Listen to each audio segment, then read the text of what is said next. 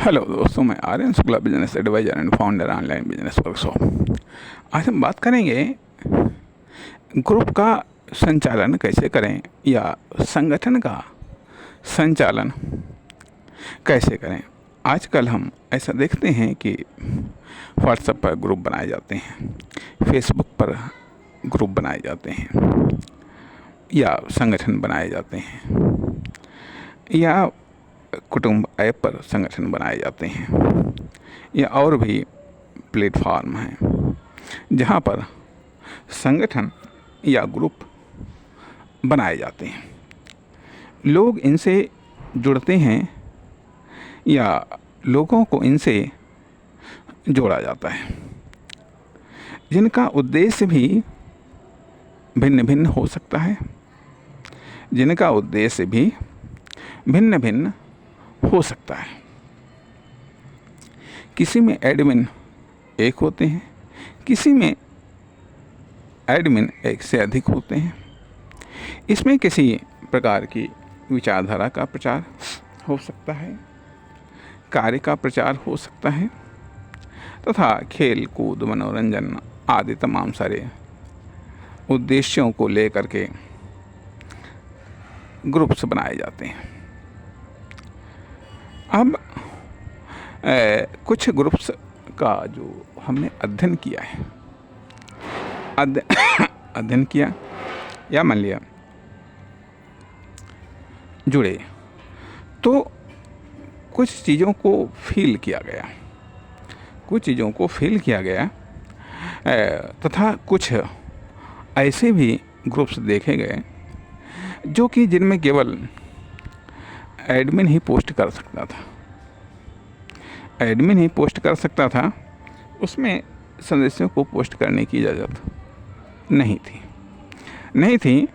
ये इस प्रकार के ग्रुप्स पार्टिकुलर इन्फॉर्मेशन देने के लिए हो सकते हैं या बनाए जाते हैं, जिनमें कि किसी पार्टिकुलर विभाग या व्यक्ति या कार्य से संबंधित इन्फॉर्मेशन सिर्फ दी जाती है, उस पर कोई प्रतिक्रिया वगैरह या उसके बारे में सदस्यों की तरफ से किसी भी प्रकार की कोई पूछताछ इंक्वायरी नहीं हो सकती है।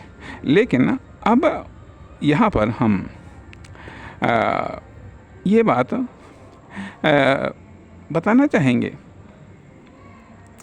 कि जो ग्रुप का संगठन है, ग्रुप का संगठन है, या इस प्रकार की जो ऑनलाइन संगठन बनाए जाते हैं, चाहे फेसबुक पर हों या मान लिया व्हाट्सएप पर हों या अन्य इस प्रकार की किसी प्लेटफॉर्म पर, तो कुछ पब्लिक ग्रुप भी होते हैं, कुछ प्राइवेट ग्रुप भी होते हैं। अर्थात जो प्राइवेट ग्रुप होते हैं, स्वाभाविक बात है, उनमें जब आदमी मेंबर बन जाता है, उसके बाद में फिर वो पोस्ट कर सकता है या वो देख सकता है।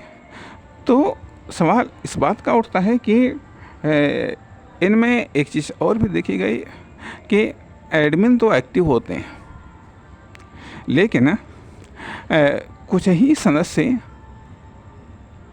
एक्टिव होते हैं, तो सवाल इस बात का भी उठता है कि या फिर उनकी किस प्रकार की एक्टिविटी होनी चाहिए। अब ऐसे संगठनों के लिए एक चीज़ तो हम ये सुझाव देना चाहेंगे कि इस प्रकार के संगठन को चलाने वाले जो भी एडमिन्स हैं या इस प्रकार की संस्था को चलाने वाले यह इनकी कोई एक ऐसी वेबसाइट होनी चाहिए या कोई ऐसा मान लिया साइड ग्रुप्स होना चाहिए जहाँ पर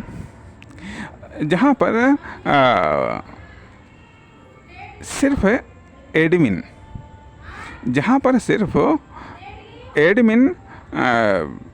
पोस्ट कर सकें, और इस ग्रुप में उन लोगों को जोड़ा जाए जो पहले वाले ग्रुप के मेंबर्स हैं, और इस ग्रुप में मेंबर से संबंधित इंफॉर्मेशन सार्वजनिक की जाए। इंफॉर्मेशन सार्वजनिक की जाए, जैसे कि मान लिया, हालांकि कुछ हैं ऐसे सदस्य, कुछ ऐसे संगठन हैं जो इस प्रकार की इंफॉर्मेशन को शेयर करते हैं कि कौन सदस्य है, कहाँ का रहने वाला है, उसका मोबाइल नंबर है, आदि इत्यादि। लेकिन कुछ में ऐसा नहीं है, कुछ में ऐसा नहीं है। यदि ऐसा है नहीं है तो करना चाहिए। इससे लाभ ये होता है कि लोगों को जानकारी मिलती है। साथ ही साथ कुछ में ऐसा भी होता है कि वो लोकल के सदस्यों को की जानकारी मेंबर्स को देते हैं कि हाँ, आपके आसपास में कौन कौन से सदस्य हैं। इससे लोग जुड़ने का प्रयास करते हैं, संपर्क बनाने का प्रयास करते हैं। इससे आपस में बातचीत या आपस में संगठन का विस्तार होता है। इससे आपस में संगठन का विस्तार होता है तथा जानकारी या परिचय का आदान प्रदान होता है। साथ ही साथ समय समय पर जैसे कि मान लिया, कुछ में ऐसी भी व्यवस्था है कि हाँ, यदि आप किसी व्यक्ति के बारे में जानना चाहते हैं तो ग्रुप में उसकी इन्फॉर्मेशन है, जो भी वो जानकारी देना चाहता है वो है, फीड है, उसको आप जानकारी प्राप्त कर सकते हैं। अच्छी चीज़ है एक चीज़। दूसरी चीज़, तो इस प्रकार की जानकारी लगभग सब में होनी चाहिए ताकि लोग एक दूसरे के बारे में जान सकें। तथा दूसरी बात ये आती है कि एडमिन्स को कभी कभार कम से कम जब कोई नया सदस्य जुड़ता है तो कम से कम उससे पहली बार तब फ़ोन पर ही बातचीत कर लेनी चाहिए। उसके बाद में समय समय पर, भले किसी त्यौहार पर या कभी किसी अन्य समय के दौरान फ़ोन पर उससे बातचीत करनी चाहिए, जिससे उसको ये लगता है, मेंबर्स को ये लगता है कि हाँ, जिस संगठन से हम जुड़े हैं उस संगठन के पदाधिकारियों को हमारी चिंता है, हम उससे जुड़े हुए हैं। जहाँ पर सदस्य संख्या अधिक है, वहाँ पर कम से कम जो मुख्य एडमिन हैं, यदि साल भर में वो कार्यक्रम बनाएंगे तो निश्चित तौर पर साल भर में तो वो संख्या पूरी हो जाएगी। तथा इसके अलावा कुछ इस प्रकार की शीर्षस्थ पदाधिकारियों की कमेटी बना लेनी चाहिए, जिसको ये दायित्व सौंप दिया जाए कि हाँ, आपको प्रतिदिन इतने लोगों से बातचीत करनी है, ताकि कम से कम महीने में या 2 महीने या कम से कम 3 महीने में तो नंबर आना ही चाहिए। 3 महीने में नंबर आना ही चाहिए। साथ ही साथ इससे ये भी पता चल जाता है कि कौन सदस्य है या कौन सदस्य चला गया, या मान लिया कौन सदस्य जिंदा है या कौन सदस्य दुनिया को ही छोड़कर चला गया। ये चीज़ें साथ ही साथ उसको भी एक्टिव किया जाता है और तथा उसके आदर्श एक्टिविटी या उसके आदर्श सामाजिक योगदान को भी रेखांकित किया जाता है। अर्थात कौन क्या कर रहा है, कौन खुद के विकास में क्या योगदान दे रहा है। तथा यदि सारे मेंबर्स खुद के विकास के प्रति एक्टिव हो जाएंगे तो निश्चित तौर पर समाज में एक बदलाव की शुरुआत हो जाती है। इसलिए बातचीत करना चाहिए, जिससे कि एक निचली इकाई से लेकर के सर्वोच्च इकाई तक के बीच में एक कनेक्शन, एक आदान प्रदान बना रहता है और एक ग्रुप एक सुंदर सुखद माहौल में गति पकड़ता है।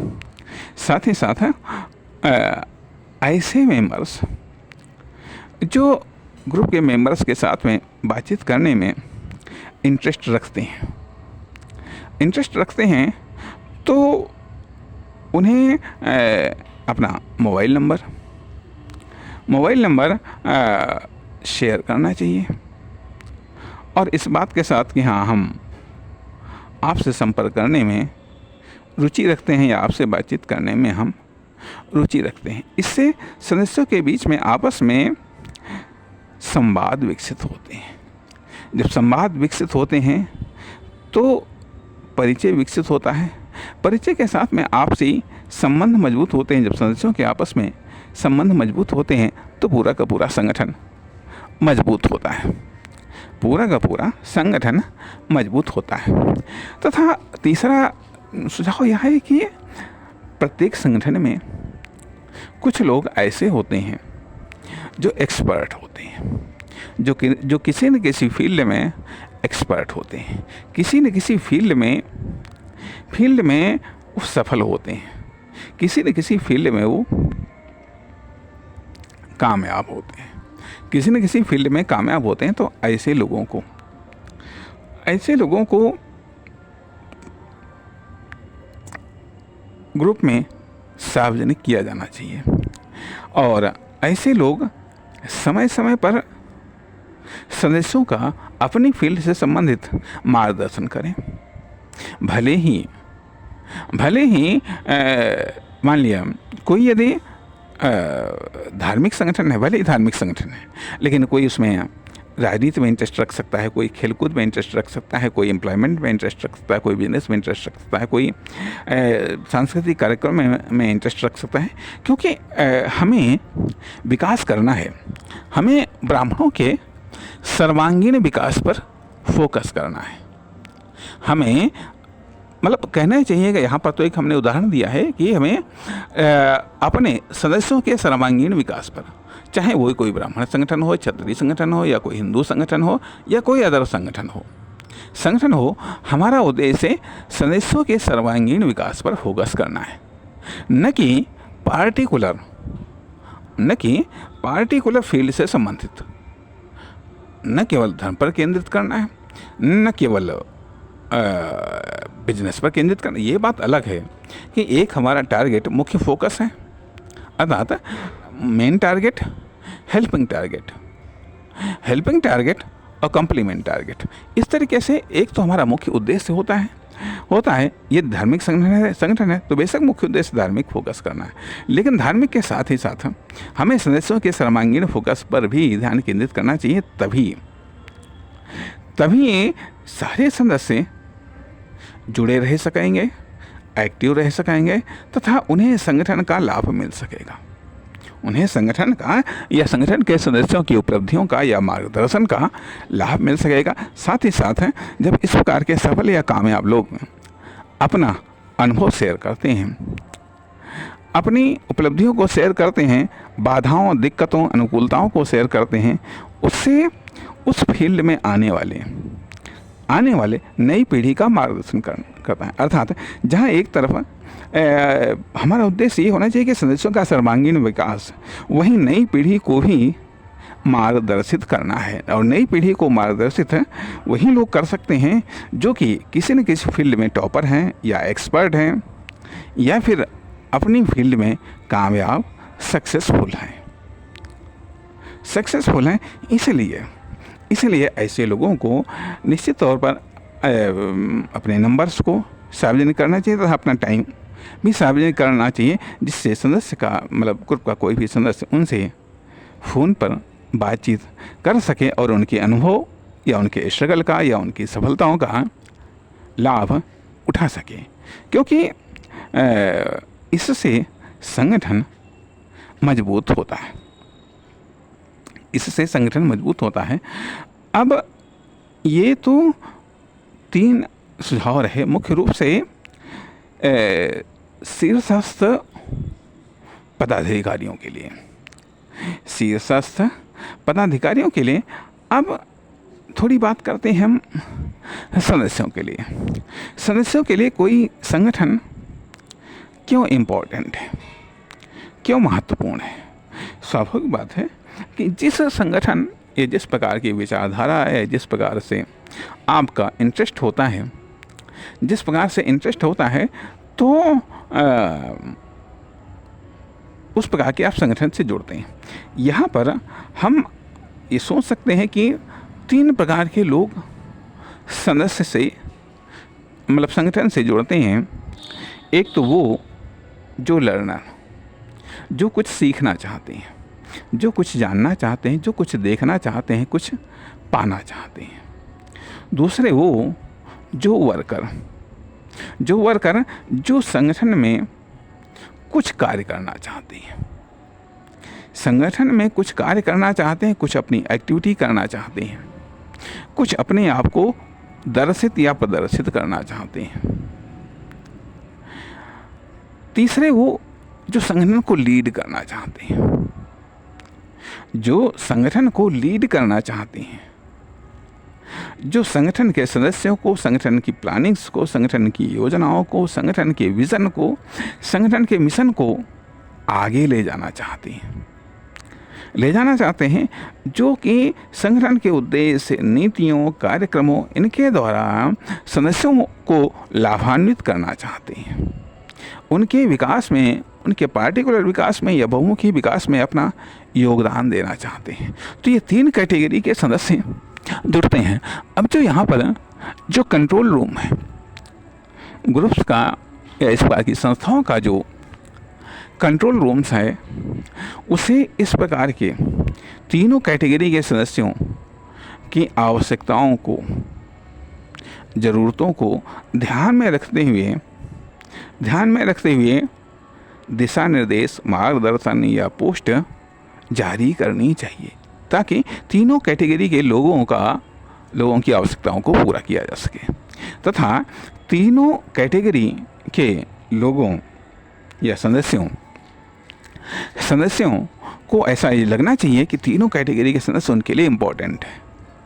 इन तीनों कैटेगरी के सदस्यों को उचित स्थान, सम्मान या महत्व दिया जाना चाहिए। इससे संगठन की उपयोगिता संगठन के सदस्यों व की मतलब मध्यम श्रेणी के कार्यकर्ता या सर्वोच्च श्रेणी के कार्यकर्ताओं में बनी रहती है। इसलिए ये कुछ महत्वपूर्ण सुझाव हैं तथा